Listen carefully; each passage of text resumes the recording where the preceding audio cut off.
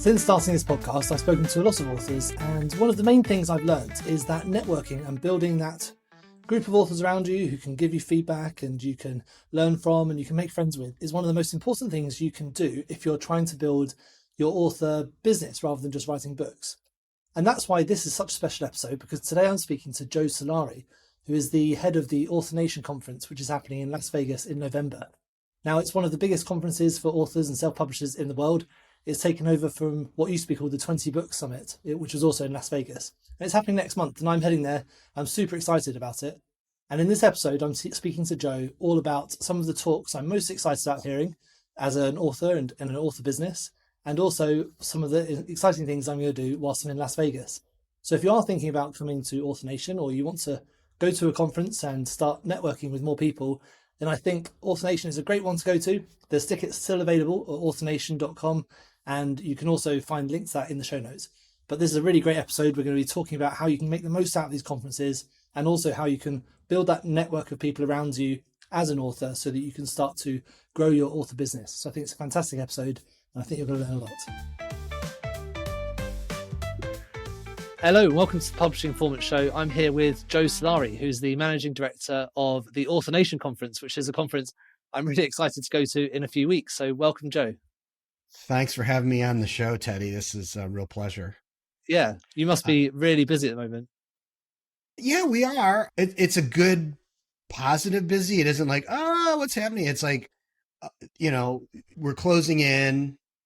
We've got a lot of things that we've planned. So we're making sure that things are showing up where they're supposed to show up and get delivered. And then you have the regular stuff of just, any showrunner would tell you this is like, our show's the most important show. We're thinking about it all year.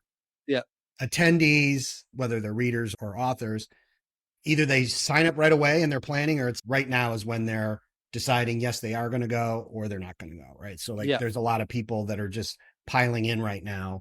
So it is busy because people are like, oh, is it too late to sign up for rave? Is it too late? It's like, sold out. Sorry. So yeah, all that stuff's fun. Lots of emails. Yeah. But if we stopped doing everything, like the show would go off well. Yeah, definitely. Yeah. Just to give people context, we're recording this about almost exactly a month before it starts. So it's kind of like action stations. 39 days. 39 days. Yeah. We are 39 days out from the show. I know. I'm not counting by the hours yet, but we are 39 days out. So yeah. The reason I'm so excited to talk about this is because I've just been looking at the list of speakers. I was just making my plans for what I'm going to do when I'm there. And some of the speakers are unbelievable. You know, you've got some really, really big people in the publishing industry and also just generally in the business world and authors. So I thought today would be a great opportunity to speak about some of the people that are speaking, some of the favorite people you're looking forward to seeing, and then also some tips for people who are coming to the show, how they can get the most out of it. Sure. Yeah, well, I'm real interested to hear your list. Right? Yeah. I got my list, but I'd love to hear your list. I'll start with one of mine that I wanted to see first, because it was actually a guy called Ricky Wallman, and they're talking about... Go on, you go first. Well, Ricky's a woman, actually, so I just to make sure. Go ahead. So one of the people I'm most looking forward to seeing is Ricky Wallman. She's talking about a system which I use in my own business, not just in my authoring business, but in my business generally, which is called EOS, and it stands for the Entrepreneurial Operating System. So it sounds like you know something about that one. Yeah, you're an EOS nerd. You're I am, yeah. I read Traction about 5 or 6 years ago, and it really changed how I run my business. So this is one of the speakers that I wanted to have. And I hope people come to hear Ricky speak, and here's why. So let me give you some context about Ricky. She's one of the co-owners of Written Word Media. Right. Okay. I didn't know that, but yeah. So she owns Written Word Media. She's a Harvard MBA, and she came out of the consulting space to, be an entrepreneur and run this business, which most people are familiar with Written Word Media for free and the different promotion things that they do. She invented that company. Cool. They are practitioners of EOS, one of the best practitioners of it that I've ever seen. So it was really important for me stuff. They're a great sponsor. They're going to have a booth there to talk about all their stuff. But I didn't want them just to talk about promos because you can see them talk about promos just about anywhere. I Yep. wanted Ricky to come and talk about what she's done with EOS in her business. Because if you notice the quality of the employees at that company, if you notice the way that they operate, it's all because they're using EOS the way it's supposed to be done. I'm sure you can relate to, like, you read these books and you wish you could do it the way they talk about it. And then reality hits. I'm sure it's the same for them, but like they're practicing it, right? Like they're having their 90-day meetings and they're doing all, like, it's embedded in their culture. And I felt having a woman entrepreneur who's been through a startup and scaled it to include employees, not just contractors, but actual W-2 employees, Hmm. having her explain how she used this system would be a really powerful thing for authors that are looking to figure out a business system. So, like, I think that's probably a really good pick. We put a Yeah. lot of pressure on her now, but So I did actually interview Mike, who's their head of marketing, a couple of weeks ago. I think he was the second episode on the show, and he spoke all about the promotions. Obviously, had loads to say. But you're right; it's great to hear how they actually run their business because they're so successful. Now, because the way I use the EOS, obviously, you've got to tailor it a little bit for your businesses, but essentially how it works is you identify your KPIs in your business and you track them every week. And I know that probably sounds quite basic, but the way that you track them is how the EOS works. I don't want to give away her entire talk, but yeah, essentially the way I do it in my book business is by it's not just tracking the sales, tracking things like how many books you've got written at the moment, or it could be how many words you've got to write, or it could be how many front covers you've got to design. And those KPIs are what tracks your business. And by tracking those things every week or month, you can see the progress of your business on paper, which gives mm-hmm. you, optimism for the future. And that's basically a summary of how it works. Um, Yeah. And I think that when you finally get solidified around those KPIs and you're understanding this is my end game, whatever yeah, that is, right? Everyone's like, well, I want to make money. Well, yeah, but it's a cascading effect. So thinking about, like, well, if I want to sell more books, my KPI is book sales. What are the things that influence book sales? Well, that's where it starts to get a little more nebulous. But as you think on those topics, like audience building, if I don't have an audience, I can't sell books to that audience, right? So I'm going to yeah, drill down, build that out. And then you can actually see a train of connective tissue in your business that is feeding that over time, right? And the one function that we can't control is time and our patience, right? yeah. But for a long time, you're not going to see any movement on that KPI, but then you will, and you can then track it back and go, oh, this is the part that's really making it work. I'm going to put more effort on that and less effort on these other things. And then it speeds up, and it really becomes a system. And I think that's what's one of the good things about book business is the KPIs are relatively straightforward. If you've got a normal products business, you might be tracking things like manufacturing and shipping times and all these sort of things. Whereas with a book, the KPIs are easier to identify. But still, it's really important to make sure you're staying on track because, you might find that even by one of your KPIs being the amount of words you've written, just by tracking that, you can then see how quickly it takes you to write books or how many sales you're going to make. So, yeah, really excited about that talk. Well, I was going to say, probably the big one, my biggest one that I want people to see, and I'm forcing you all to see it, is right after the opening remarks on Tuesday, we are going to have Andrew Davis, who is a Okay. professional speaker. Yeah. And he's going to be this session called the Curiosity Factor. Yeah. And besides being a very entertaining speaker, he's kind of guy that it'll transform the way you think.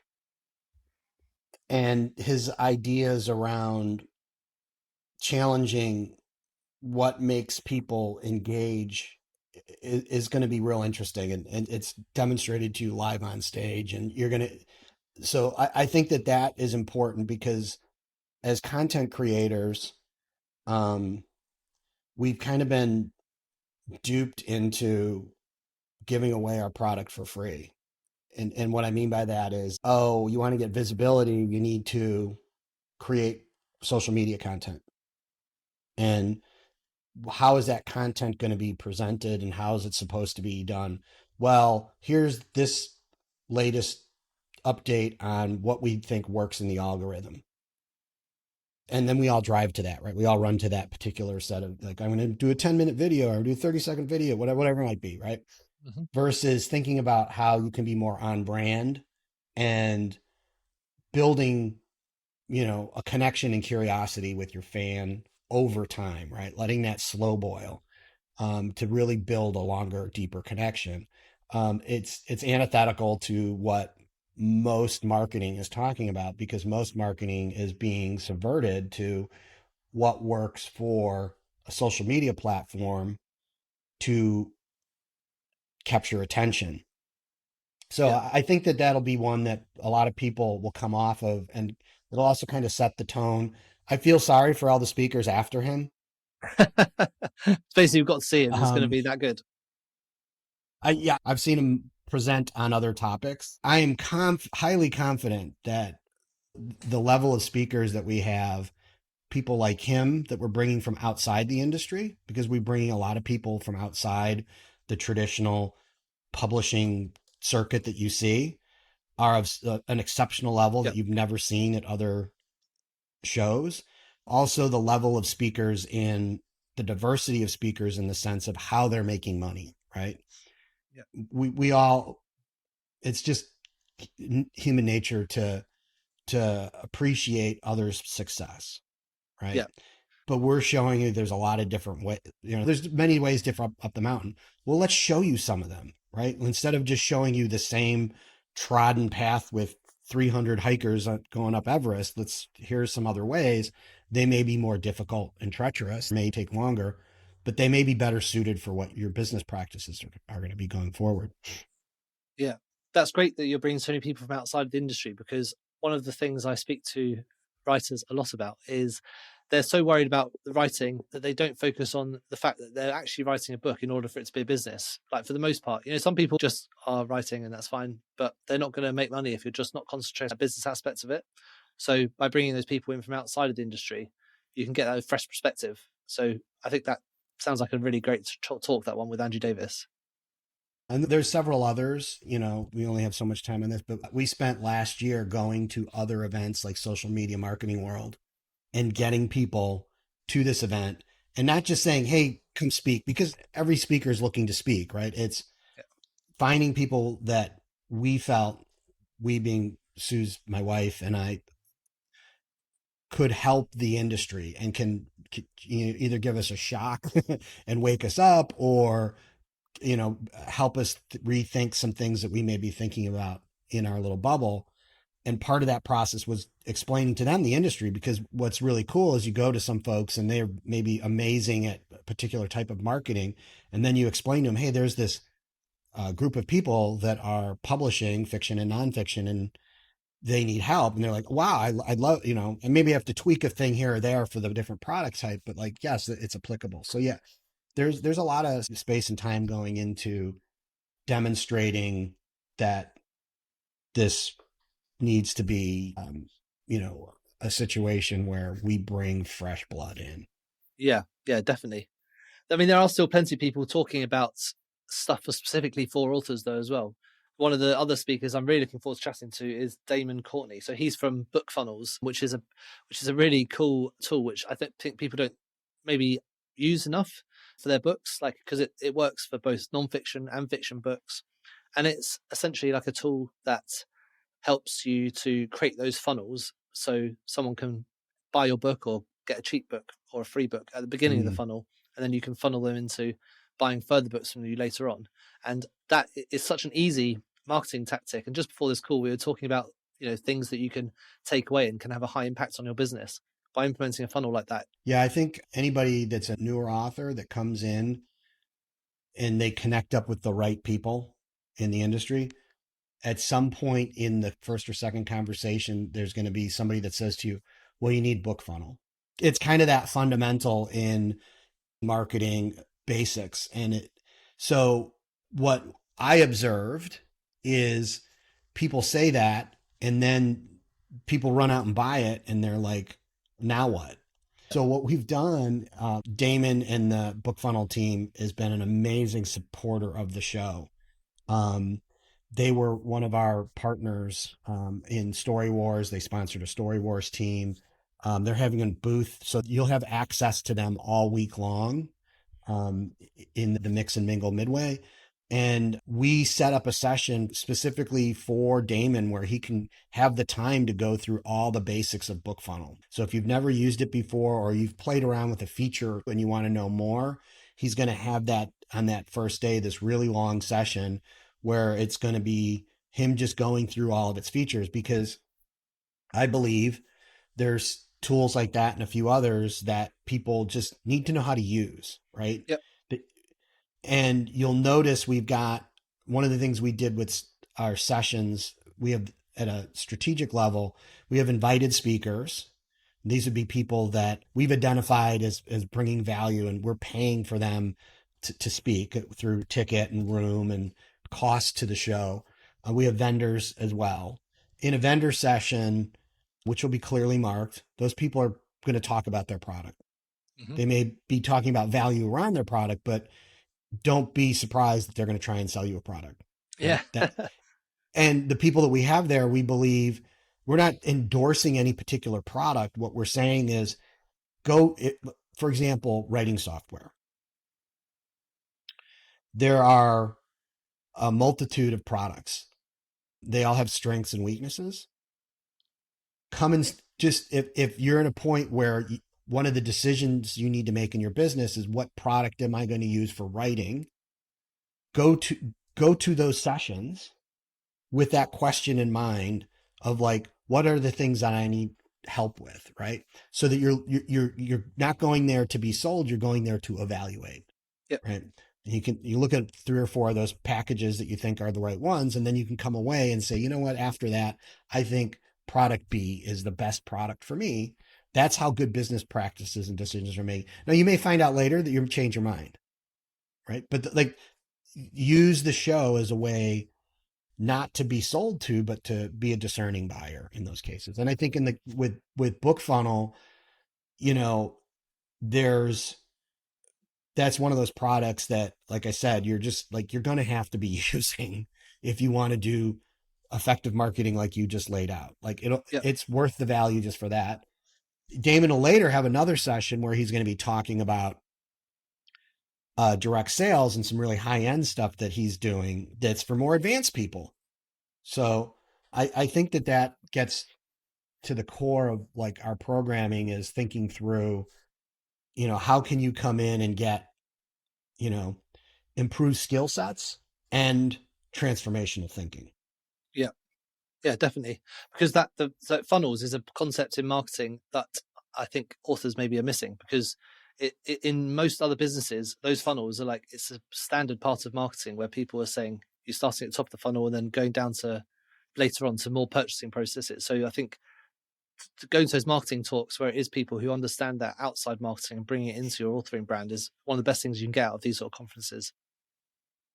Absolutely. And I think that, you know, when you look at the variety of ways people are marketing and the results you get, having a funnel system that goes to a free book and nurturing an audience to that, and then evaluating after, you know, you have to build multiple funnels, right? Like, it's how do I bring a cold audience in and warm them up so that they not only download that book, but read it, right? Like there's a lot of work that has to be done. And you may be like, well, the results are dismal. You know, it's 1%, Yeah. you Yeah. know, conversion, right? Well, it's like, that's what a lot of businesses are building billion-dollar e-commerce businesses on, is conversion rate of that. So like them's the numbers, right? Especially when you're just getting started. And then once you get those people in there, you know, what are you doing with the people that have finished that book, which is an even smaller number of that bigger set. But those are people that have shown you an enormous amount of intent about their interest in your product. And too often we get focused on trying to keep filling the top of the funnel, and we don't spend a lot of time on that. Okay, these 10 people that came through that funnel, have I asked them to buy my book? Yeah, Right. definitely. Like, those fans that's are the ones that are going to give you the money, like in the long run. yeah. Yeah. And, you know, part of this is having a system that shows you the results, right? Like too often, I think it gets to be about with funnels, and I know there's not a funnel call, but like we're always worrying about the 99% that don't convert, not the 1% that do. Yeah, yeah, definitely. It's kind of easier to fill your funnel up than it is to try and get them to give you money in the long Yeah, run. So yeah, that's why yeah, book runnels are so good. Something that you should all check out. yeah, Definitely. Yeah, and the last talk that I've got, I was really looking forward to. Not that I'm looking forward to others, but this is one I particularly wanted to speak about. Was Jeanette Strode. So she's talking about yeah, subcontracting in your business, because I think a lot of writers think, oh, I've got to do everything. I've got to write this. I've got to do all my marketing. I've got to do the editing. I've got to create the front cover, and that's like massive overwhelm. And people think that subcontracting parts of that whole process to other people can be really expensive, but it doesn't necessarily have to be. And I think in her talk, she's going to be looking at ways you can do that, like responsibly for your size of business, but also how you can upskill your entire business by, picking particular partners to work with. So I'm really excited about yeah. her talk as well. Yeah, so Jeanette and her husband James have been around for quite some time, and they've, off of the back of his success as an author, they built up a publishing business as well, which she runs, right? She's Yep. the CEO of it. So she's spent a lot of time going through the ups and downs of scale, right? And has understood that there's, as much as there's like you think you know how to, or you want to do it, or you feel that you should be doing all this stuff, that there's kind of two factors in this. One is it the 4% that you should be focusing on your business that gets you the 64% of the results, right? Like that's probably some of the, as your business grows, that has to be re-evaluated because, in their case, they made a really significant decision that Jeanette's running this business because the most important thing for James to do is write books, right? Yeah. Like that's his superpower. So like he needs to be in the book in the writing cave, right? Could he run the business and be the CEO too? Sure. But like then that cost is huge. So I think there's that part is like you evaluating as you move along what is taking away from where you have the most impact on the business. Yeah. And two is finding out that, you know what, there's probably people that are way better at it than you. Right. Like Yeah. I can't repeat it's that just, enough. Like, yeah.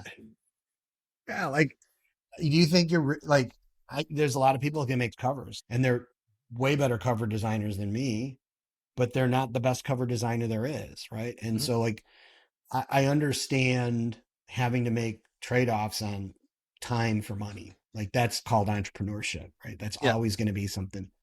But sometimes, I think it gets lost that the time trade-off is, well, you know what? I'm going to do some things to save some money and take some time to save up so that I can hire the right guy. Yeah. Yeah, for sure. Right. Yeah, that's the reason we created publishing formats in the first place, because no one understands how ads work. And especially with Amazon, it's like it's a complex thing to do. And you shouldn't, if you can't do it yourself, then you're probably going to lose more money by doing it yourself and spend more time learning it.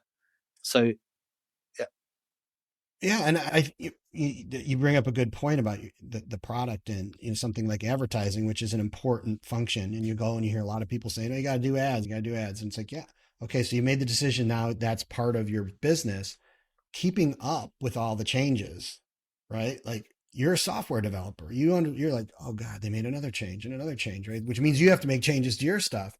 So that's so hard for a business that's dependent on that function to stay on top of things, right? So having something that you use to help you or a person to help do that can be 100% focused on what, oh yeah, they made these new updates and now this is why things are working the way they are. yeah, Like, I know when you're a beginning author, you don't have the money, you don't have the time. So there's nothing wrong with just saying, you know what, probably the thing I'll do next is just write another book. concentrate on what you're good at. You're a writer, just do that. Yeah. Yeah. The Yeah. You've been to so many shows like over the last few years. You said how many you've been to this year? It was like I can't even remember how many you said. It was a lot. Yeah, so we were at CEX. That Yeah, was the content entrepreneurs and Cleveland. We were at Social Media Marketing World in San Diego.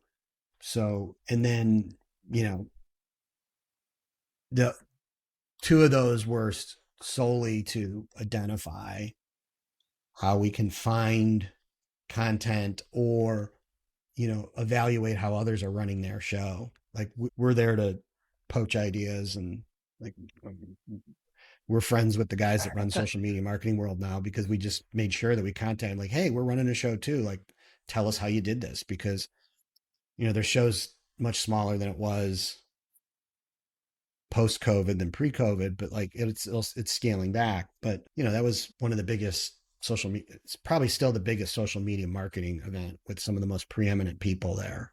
Yeah. Um, Yeah. and it's really entertaining. Yeah. So, because one of the things I noticed about the show, you've got this download of a kind of like a diary for you to keep whilst you're there of the people you've spoken to, what you want to get out of each day.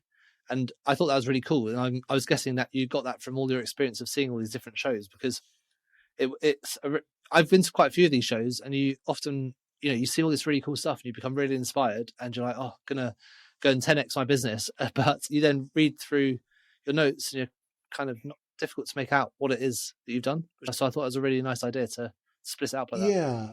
So again, this thing is a living, breathing organism that is, you know, adapting to itself. One of the things that, you know, and this kind of feeds into the EOS thing, is like, if our mission is to give you the best life through writing, right? We can't just give that to you. Like, there's going to be work that has to be done. You have to figure out what that is. But can we create a system that makes your investment in the show highly effective, right? So there's the actual time you're at the show, right? And in that time, you need to get information and you need to connect with people. Like this, like the real value comes out of a show is, you know, being able to get exposure to new ideas and to see things that are the cutting edge in the industry and understand what other people are doing, right? So you're trying to fill your brain with all that information. Also, it's networking, right? It's connecting with people. And it isn't just like, oh, I need to meet this next big author. It's like finding people that are in your genre that are writing things similar to you and talking about where you guys want to take the industry, right? Part what I want to build there isn't like, hey, just come here and we're going to tell you what the latest trend is for you to imitate. It's like, hey, come here and meet people that really care about urban fantasy. And as you talk as urban fantasy authors and urban fantasy readers, fans as well, you kind of see what the next, you create what's next, right? Yeah.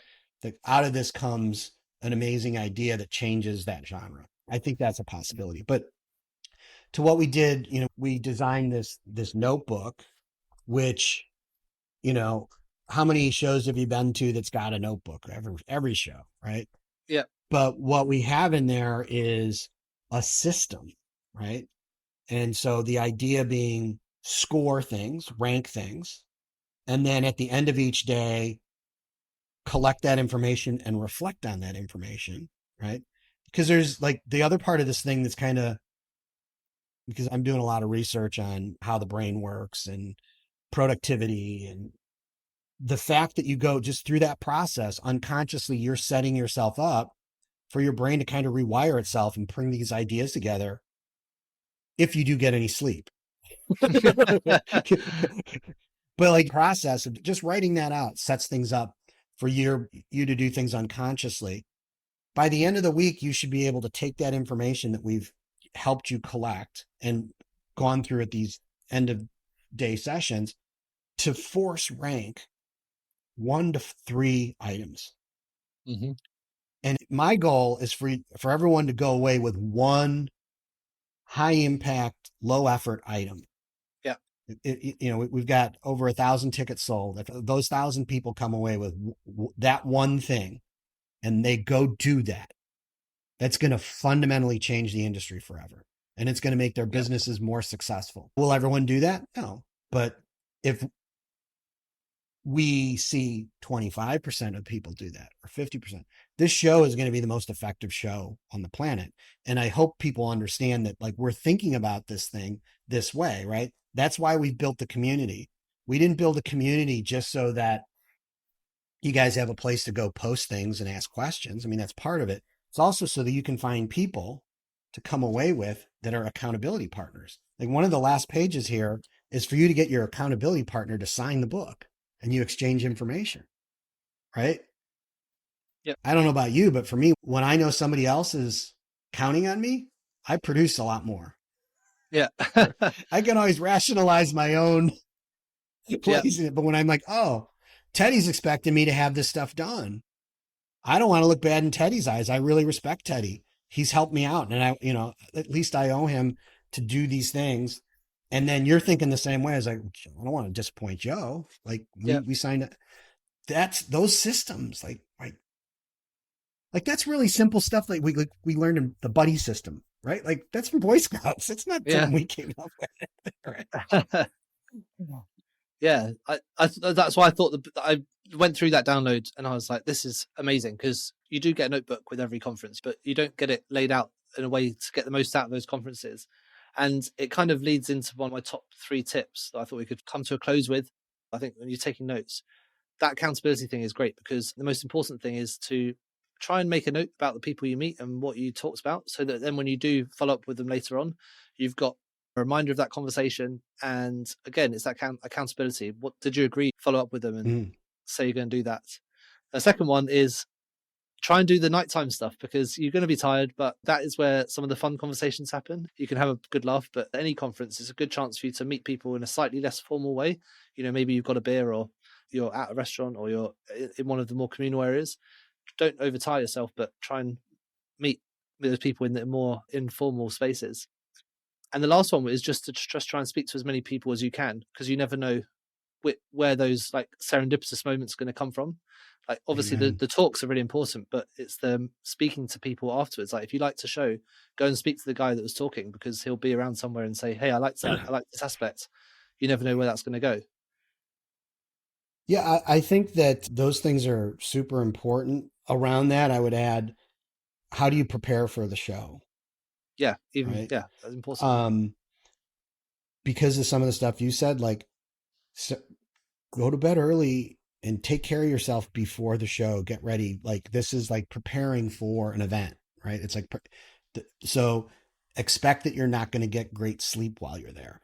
Right. Mm-hmm. Your time zones are going to be off. In your case, a lot. You're going to be sleeping in an uncomfortable bed. It's in a hotel that purposely is designed to make sure that you never know what time of day it is. So you're up all day. Like, but you're going, the fear of missing out will be so high that it'll be detrimental to important things like sleep. So you prep for that, right? And be prepared afterwards to catch up on that stuff. Yeah. We sent out to everybody kind of a pre-planner to think about your intent, because you won't get the physical notebook until you're there. Yeah.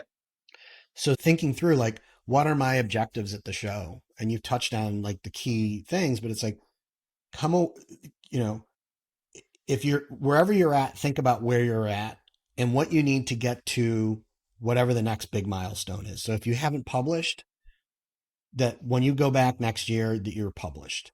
If Mm-hmm. you're not profitable right now, what it needs to get to where the business is generating its own cash flow. If you're at a point where you're having success and you're just trying to figure out your business, like have intent and think through what is important to me as the shareholder and the person that does all the work. What's important for me to have my business do for me, not the other way around, right? And then go with that intent. And so your questions are all infused with those thoughts so that you're getting the most out of the show, right? When you start writing things in that notebook, it's already kind of pre-prepared. But I would say that anybody that hasn't been to a show like this, if you can come away with a peer group and some mentors, that's probably going to be the thing that gets you the furthest in the industry. Even more than the information that you hear, it's having a cohort of people that are where you're at that have the same business intent. Yeah. Okay. There's going to be people that come to the show that aren't necessarily as serious about where they want their business to go. I'm not trying to make a value judgment there. People are different, right? But when you can find those people that are like, yes, let's do this together, that becomes such a powerful mechanism for your success. And then to have some people that you trust, that you're prepared to hear the harsh stuff from, that are going to say, that you respect where they've gotten. Now, understand this: if you're going to ask them for help and advice, you'd better be prepared to do what they say. Yeah. Right. I think that's probably why more high success authors tend to get tired of new authors, because they'll come up and say, what do I need to do to get what you got? And they lay it out and they're like, oh, that seems like too much work. Yeah. I'm not sure if I really want to do that. It's like, okay, well, you asked me how I did it, and this is how I think I did it. So I don't have another option for you. Yeah. I'm not going to come up with the one that fits you, that's going to work. You said my results, my way. Like, this is how I did it. Yeah.